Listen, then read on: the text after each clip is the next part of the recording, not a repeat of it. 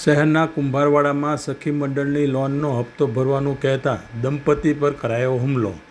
બાનુબેનની વાડી વિસ્તારમાં બનેલી ઘટના અંગે પોલીસે તપાસ હાથ ધરી.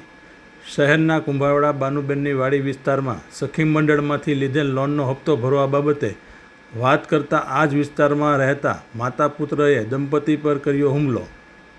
કુંભારવાડા બાનુબેનની વાડી પ્લોટ નંબર 92માં રહેતા અરવિંદભાઈ બારૈયા ઉંમર વર્ષ 34 નામના યુવાન અને તેમની પત્ની શીતલબેને સેજલબેનને બેંકનો લોનનો હપ્તો ભરવા અંગે કહેતા મંજુલાબેન અને તેમનો પુત્ર સંજય લાલજીભાઈ મકવાણા બંને માતા પુત્ર અરવિંદભાઈના ઘરે આવીને અપશબ્દો બોલી અરવિંદભાઈ અને તેમની પત્ની શીતલબેન પર હુમલો કરી ઈજા પહોંચાડતા અરવિંદભાઈને તાત્કાલિક શહેરની સટી હોસ્પિટલ ખાતે ખસેડવામાં આવ્યા હતા. આ અંગે બોટાદ પોલીસ મથકમાં માતા પુત્ર વિરોધ ફરિયાદ નોંધાતા બંને સામે જુદી જુદી કલમો હેઠળ ગુનો નોંધી બોટાદ પોલીસે બનાવ અંગેની તપાસ હાથ ધરી હતી.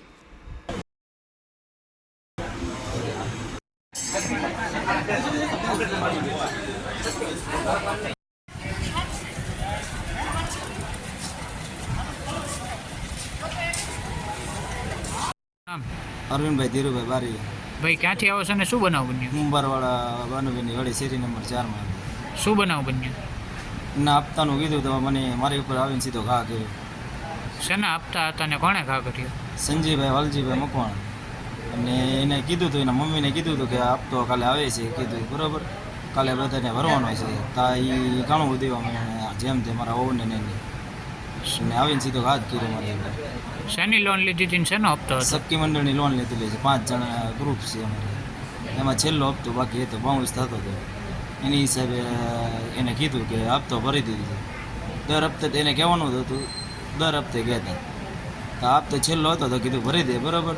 તો આવી રીતે કર્યું. શેના વડે માર માર્યો છે તમને? ધોકાનામાં ઘા કર્યો.